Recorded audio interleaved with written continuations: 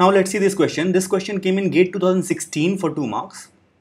The question is, consider the weighted undirected graph with 4 vertices where the weight of edge ij is given by the entry wij in the matrix W. Okay, so this is a matrix is given which is basically a adjacency matrix representation of a given graph. And what we have to do, we have to find the largest possible integer value of x for which at least one shortest path between some pair of vertices will contain the edge with weight x. Okay, that we have to find the largest possible integer value of x. Now see, for this adjacency matrix, the corresponding graph firstly we have to draw. Okay, so these are the 4, let's name the vertices A, B, C, D. So these are the 4 vertices, and as per the adjacency matrix we are going to put on the edges in the graph. So we here see that A to B there is an edge having weight 2, so here A to B 2, A to C 8, A to C 8, A to D is 5, and similarly we fill up all the vertices, all the edges, edge weights. Okay, so see, x is basically from C to D, we can see. Okay, so between C to D there is an edge having weight x.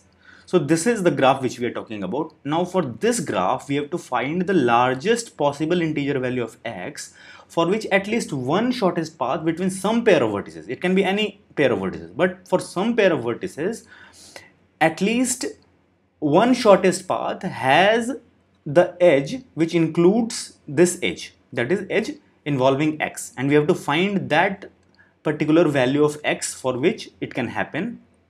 But the condition is that there can be many such possible values of x. We have to find the largest possible value of x for which it can happen. Okay, so for that what we have to do, that we have to consider all pairs of vertices in this graph, and we have to see that okay, what are the different candidates for the shortest path, and how does a shortest path having edge x is going to fit into that picture.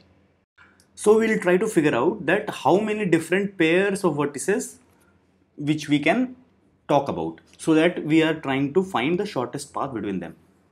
There are 4 vertices, so you might have guessed 4C2, which is 6. So there can be 6 pairs of vertices for which we can talk shortest path. Okay, so that those vertices we can say that okay, A to B can be there, A to C can be there, A to D can be there, B to C can be there, B to D can be there, and C to D can be there. These are the 6 different pairs which we can talk about. Okay, now for each of them we will try to analyze that is there any possible value of x for which the path having x is a candidate for one of the shortest paths. Okay, so A to B, let's talk about. In A to B, see, from A to B the cost is 8, the cost is 2, sorry. Other cost is C, 8 plus 5. So A to C and C to B, this can also be done, right? But this is coming out to be 8 and 5, 13. But 2 is a smaller one. See, A to D, D to B, this can also be there. But as of now, we can see that 2 is the shortest path. But what about this one? A to D, D to C, and C to B. So if 5 plus x plus 5, if this is less than or equal to 2, then this is a possible candidate. Whether x is such a value we are going to have it or not, that is a different thing. But what I am talking about is that we are trying to have one of the paths, the smallest of the paths containing x, and we'll try to figure out whether that is a possible candidate with respect to the existing shortest path or not. So let's write it down for all of these, and then we'll try to find the value of largest possible integer value of x. So here we can say that 5 plus x plus 5, if this is less than or equal to 2, then this is a possible candidate. Okay, what about A to C? See, in A to C, 8 is one path, 2 plus 5, 7 is one path. But this 7 is smaller than 8, so this is, as of now, this is the shortest path. Is there any other possibility for going A to C? So this is one 5 plus x. So if 5 plus x is smaller than 7, then this might be a possible candidate. Even if it is equal, even if say x is 2 and 5 plus 2 7, that is also one of the shortest paths. So, and if it is smaller than 2, then definitely that is going to be a shortest path. So firstly let's write down that equation. So 5 plus x, if that is smaller than or equal to 7, which is this one 2 plus 5, then this is a possible candidate for shortest path. Similarly, for a to d, we'll see that okay, 5 is 1, a to b, b to d, 2 plus 8, 10 is 1. Another one is C, 2 plus 5 plus x. So A to B, B to C, and C to D. So if 2 plus 5, that is 7 plus x, 2 plus 5, 7 plus x. If this is smaller than or equal to 5, then we are having a possible candidate. Similarly, let's talk about B to C. B to C is actually similar to A to D. Why? Because this graph is symmetric, you might have guessed, right? So B to C, the equation will be actually same. B to C, the equation will be same as A to D. B to C, the equation will be same as whatever we calculated for A to D. And this will also be 7 plus x is less than or equal to 5. You can understand, right? B to C. So 2 plus 5 plus x, this 7 plus x, if this is smaller than or equal to 5, then that will work out. Okay, what about B to D? B to D is again same as A to C. So B to D is same as A to C symmetrically. So this will also be like A to C, 5 plus x is less than or equal to 7. See, B to D. Okay, so if 5 plus x, if this is smaller than the existing smaller one, so among B to D directly is 8 and B to D this way, B to A to D is 7. So if 5 plus x is less than or equal to 7, that is a possible candidate. What about C to D? See, C to D, one path is directly x. So x is simply x, that is one candidate. Other is, okay, let's talk about 5 plus 2 plus 5. This is 10 and 2, 12.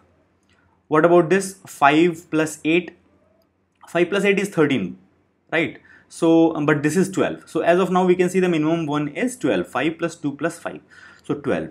So if x, which is a direct path, if this is smaller than or equal to 12, which is D to A to B to C, then that is a possible candidate. Okay.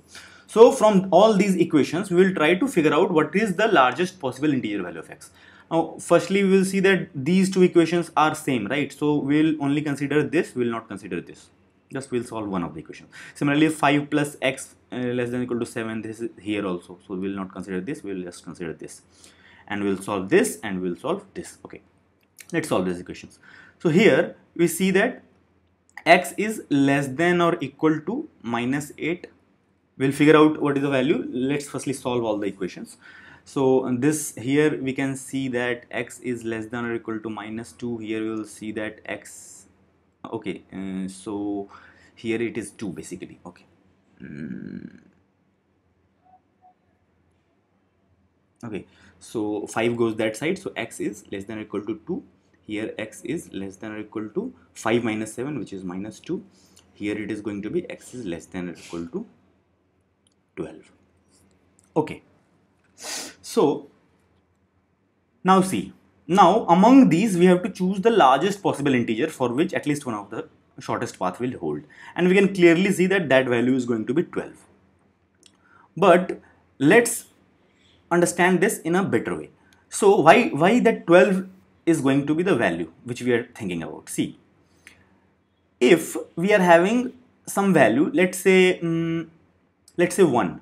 If x is 1, then see, then in A to C, that is going to be definitely the case that A to C, the path containing x is going to have is going to be the shortest path. Why? Because other candidate was 7. In A to C, the other candidate was 7, which was 2 plus 5. Now if this x is 1, then A, D and D, C, this is 5 plus 1, 6. So definitely 1 is one of the answers. But see that if we increase 1 to, let's say, and in other case we can see that here also in C to D. In C to D, this path is 5 plus 2 plus 5, which is 12. And if x is 1, then definitely this is going to be the shortest one.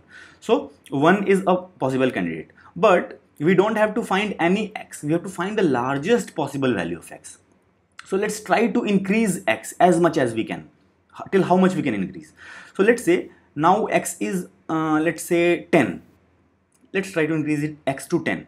What happens that in that case we see that here now a to c,